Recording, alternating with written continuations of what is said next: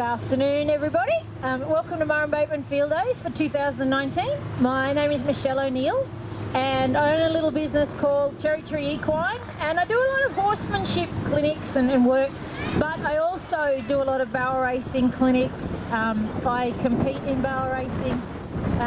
This is my horse Squiggles.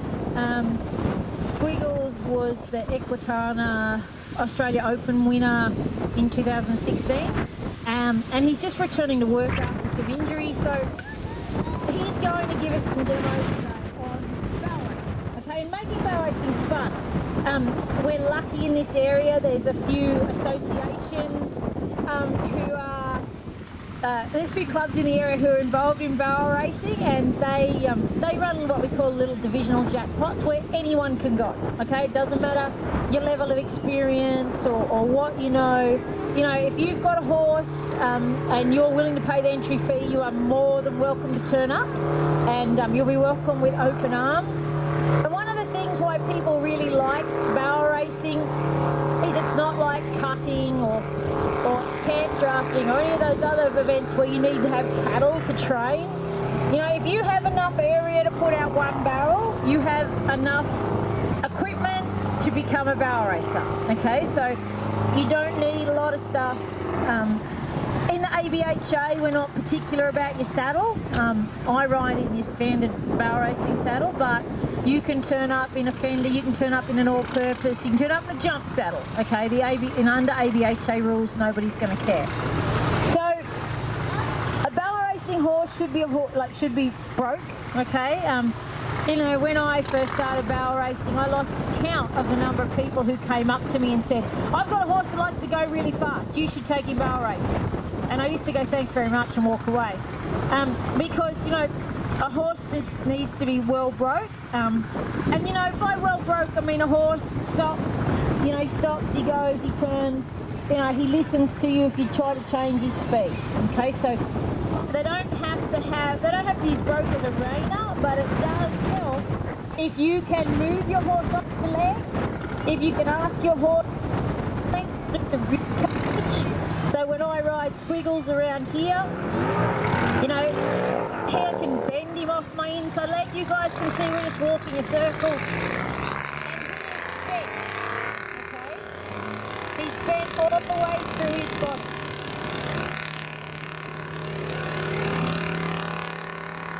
So, I swear, those tractors are getting louder every year, okay?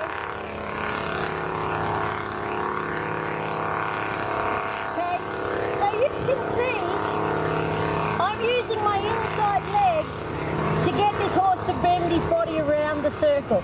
Now at the end of the day, it doesn't matter what event you compete in, you want to be able to bend your horse around your inside leg, okay? So any horse that can do this can look at becoming a barrel racing horse. Now you guys can, like, I'm just walking past that barrel. Some people get a little horrified when you start doing that because they go, "How can you like go past a barrel?" You know what? This horse listen to me. I don't want him to be so focused on going around a barrel that he doesn't listen to me. Okay, so if I want to try and canter past a barrel doing this exercise, that's fine.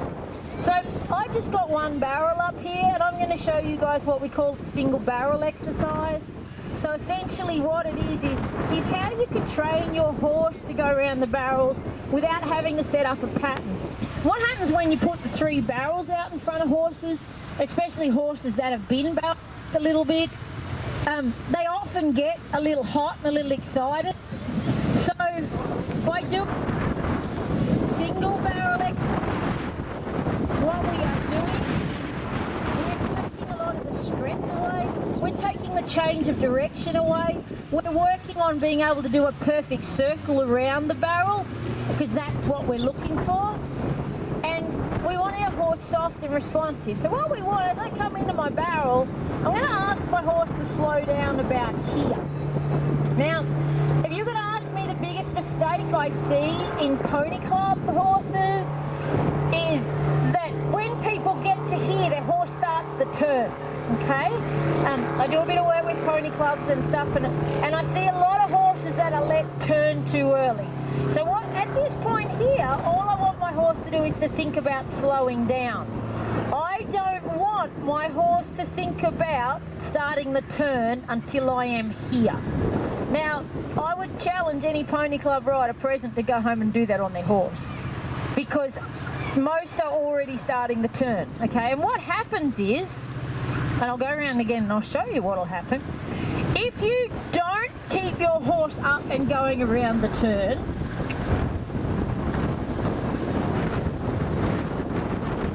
what will happen is your horse will cut in on the turn and then they'll fall out the other side. So if I get Squiggles to actually come in here, like I see a lot of people do, then you have to get all the way back around to here to make your turn, okay? And that's kind of messy, okay? That's not what we want. A turn around your barrel should be a fluid motion, okay? It should be one smooth motion, okay? So if I ask my horse to do a barrel turn, they should just turn smoothly. So if I trot Squiggles on, and I bring him in here, and I cue him to slow down here, but I keep him going straight, and now I pick up and ask for the turn, he should be the same distance from the barrel the whole way around. And then when my knee passes the barrel, he'll just trot off. What we're looking for is we're looking for these horses to self-propel out of the turns. So, asking him to trot around here,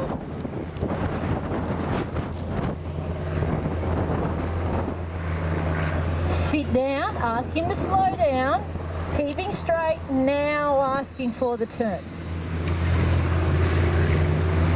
Now, you can all see that I am hit up.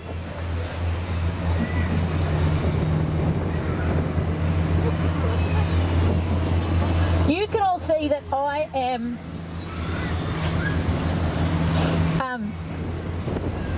hey.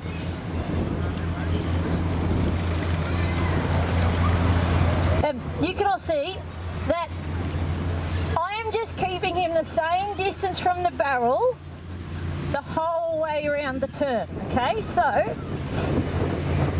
as I come around here, now it might look to you like I'm a long way from the barrel. Like, this is a big horse, like he stands just shy of 16 hands. So when he does a turn, I need him to have the room to do the turn, okay?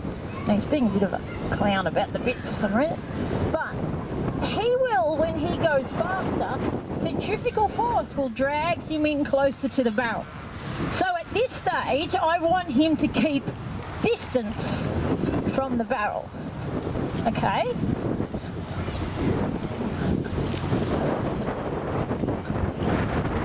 So I want him to come in here, let me sit down, and I want him to do that perfect circle and stay the same distance all the way around.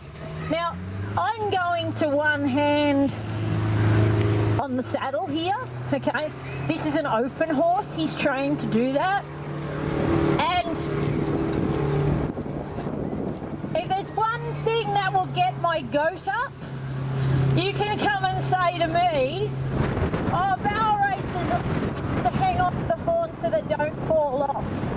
I would dare anybody here to get on this horse and run him at full speed and not hang on to the saddle horn, okay? The amount of force that this horse puts into a turn, and this is what you do with the horn, you don't pull, you push. So I am pushing myself into the back of the saddle, and I am doing that purely to get out of his road. Okay, this horse knows how to do his job. He doesn't need me hanging on his face. I want him to be able to make that turn on a soft inside rein, okay? I don't want to be hanging and hauling on his head.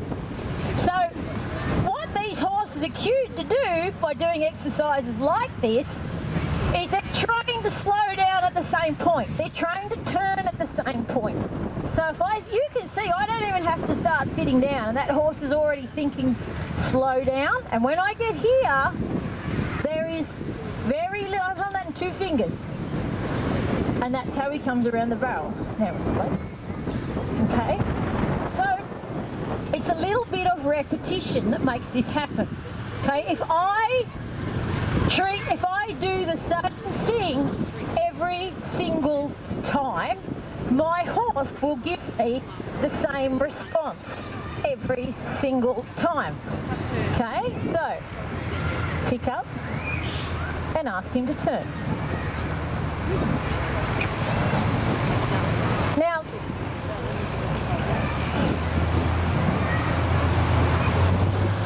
what I see people do a lot with horses, and especially at, like, you know, pony club level and stuff, is they set up the barrels at home and they run their horses through the barrel pattern over and over again. Okay? That is the quickest way I know to cook your horse's brain and to bore them to death. Okay? So, you know, you can teach a horse everything he needs to know by just starting him on this single barrel exercise. Okay? So what are some of the things that I see people do wrong when they go barrel racing? The most common thing that people do is they don't look where they're going. So if I'm coming around here, what a lot of people will do is look at that barrel. And this is what will happen, is your horse will cut into the barrel like I was talking about, okay? So what you want to do is always look out in front of you, okay? Look where you want his feet to go. So, if I'm looking out in front of me,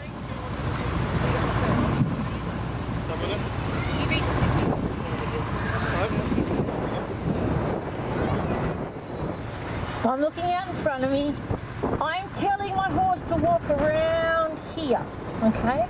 I often see people who just get so fixated on the barrel and then can't understand why their horse ends up heading into the barrel, okay? Another really, really common problem that people have with their horses when they're barrel racing is they never let go of their face. Okay, if you guys had seen my demonstrations this morning, I was talking about reward. So, you know, if I come in here and I get hauling on my horse and pulling on his face for no reason other than my own insecurity in the saddle, and then when he trots off I still have hold of his face, okay, that's not what we want in a barrel racing horse, okay? You know, if you want to compete in barrel racing at the highest level, you know, there's hundredths of a second between the places. So if I'm getting along and I'm constantly pulling on my horse and I'm flapping around and my hand's up here, it's out here, and you can see this horse hates it, okay? I'm offering no consistency to my horse. So if I'm not being consistent in what I ask my horse to do, it's only natural that he's going to be inconsistent in his behaviour. And you know what? That goes for whatever you are doing. It doesn't matter whether you are team penning, whether you're doing dressage, what you're doing. If you handle your horse inconsistently, there is no way he's going to offer you a consistent behaviour. So think about what you're doing. Think about how you're riding this horse. Okay? If you're trotting in around here, on one you ask your horse to not walk until here, well, guess what you just told him? Okay, you just told him that every other time you've done that didn't matter, because now we're going to do it differently. So establish in your mind what you want to happen and how you want to happen. And if that means you need to put some cones up in your arena, that's fine. Hang on, see if she's going to... Okay, if that's going to help you, put some cones up.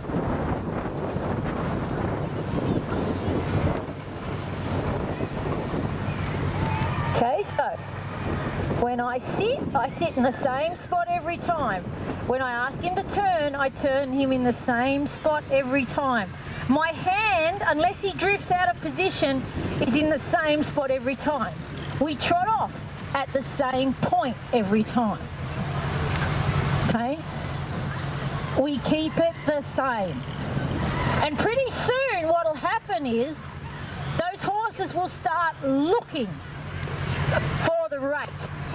Rate is what we call when we slow down coming into a barrel.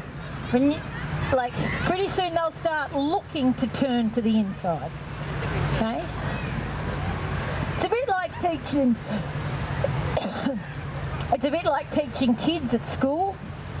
You know, if today I told you 2 + 2 is 4, and tomorrow I told you 2 + 2 is 6, what would you two kids think? Do you think I'm a bit weird? Yeah, huh? Because what's 2 + 2? Oh, you know. Okay. So imagine you went to school next week and they changed the rules. Imagine you go to school next week and suddenly the principal has decided that 2 + 2 is 4. 2 + 2 is 6, sorry. How are you going to feel about that? A bit confused? A bit like... problem with how fast my time is. Because my horse is going to be doing such a hard job of trying to just stand up and trying to move forward that he's going to run a lot slower. So if I'm in here, okay, can you guys see how that horse is actually stalling in the front end on that tight turn? Like he can't keep moving forward, okay? So make sure you give your horse room.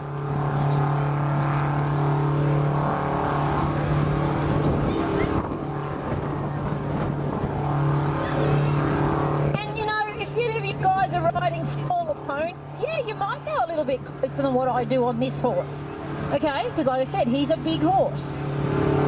Okay, so this is where I want him. Okay, I want him that far from up, and you guys can see how bent he is. Like, look at how much bend and flex there is in his body. Okay, that is what you want. I see a lot of horses, and I'm convinced Squiggles he can do this. I see a lot of horses come around the barrels, and they're really straight. And your horse can't get his inside hind leg up underneath him to turn if that's the case. So if I come around here, and I will hold this horse straight, I won't let him flex.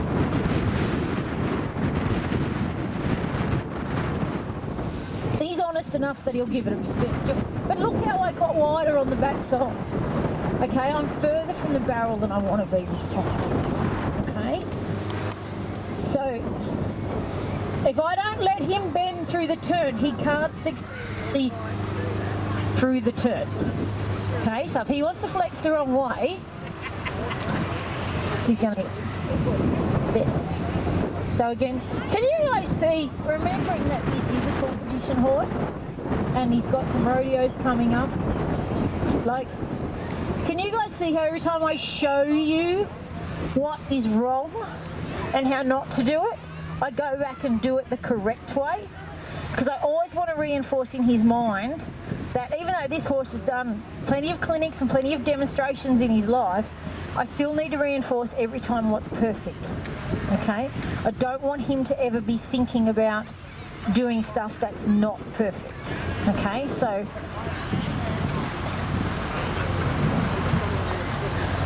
we've covered horses falling in on the barrel, like dropping their shoulder as they come into the turn.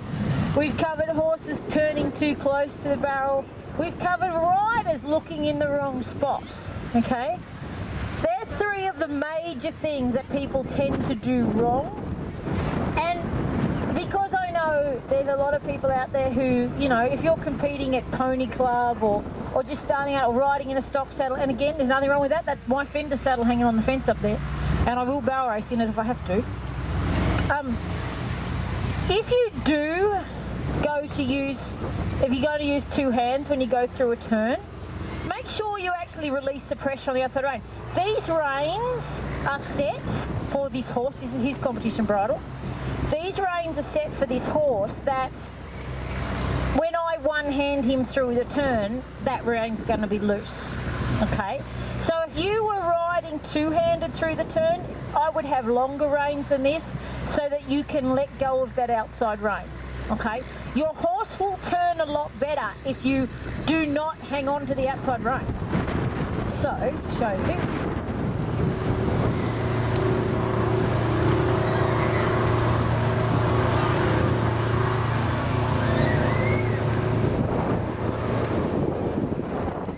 So assuming that I'm going to use two reins through the turn, I'm going to make sure that outside rein is as loose as I can get it, okay? So, like I said, if this horse wasn't a finished horse, my reins would be longer. If this horse was starting out, if I wasn't one-handing him through the turns, I would have a longer rein so I can make sure that I can let go of that outside rein.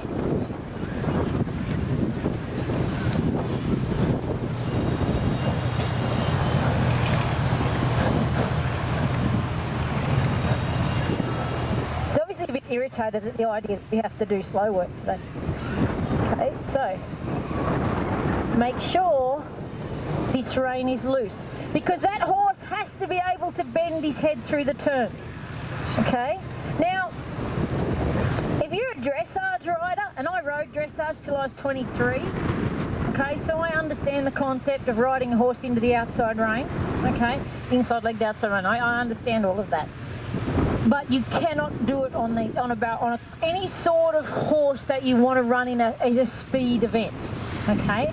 So, like your bending races and your flag races and stuff, I think pony club people could get a lot more time, but better time and better flex, and look after their horses' bodies better by actually releasing a lot of that outside rein.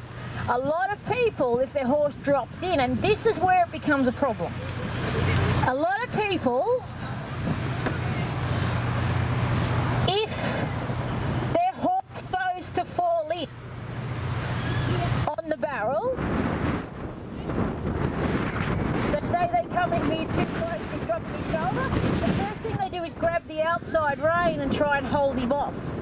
What that does is it drives his shoulder straight into the barrel.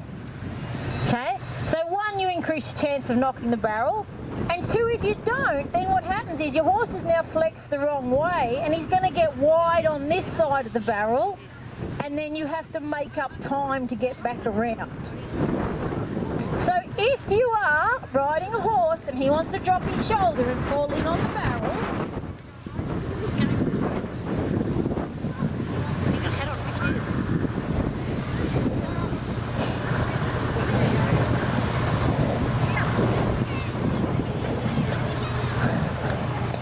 you need to do is resist the urge to pull on the outside rein, but instead put your inside leg on and pick that shoulder up. Okay?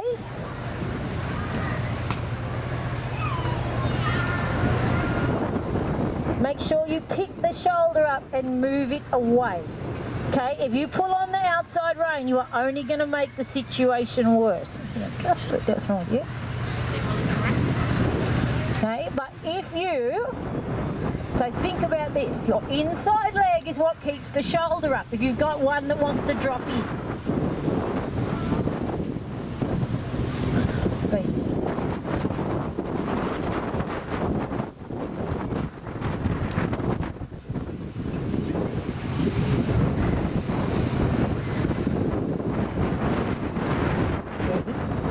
So, inside leg, bend. There.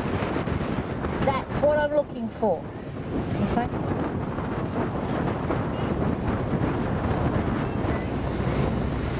Okay, if any of you have seen this old horse do demonstrations over the years, the head throwing thing is not something we'd normally expect. What do you notice about what I'm doing about it? Nothing. Okay? It's not a normal behaviour. I don't need to punish him for it. It's a windy, crappy, horrible day. you know, he is here doing a demonstration on something that he's not, like, you know, there's stuff going on.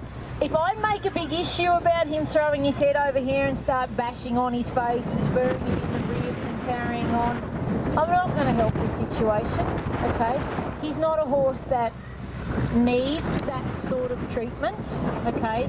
He's, you know, there is a time and a place to school on them, and this isn't it. Okay. Cool. So, as I trot round again, things to remember, okay? Keep your horse bent in the direction that you are travelling, okay? If you're making a right-hand turn, you want him bent to the right. Keep him the same distance from the barrel the whole way around. Do not start your turn until that barrel is behind your knee, okay? Cue him early so he knows to slow down and he has time to slow down, okay? Be consistent in your aids, okay? The more consistent you are with your behaviour, the more consistent response you will get.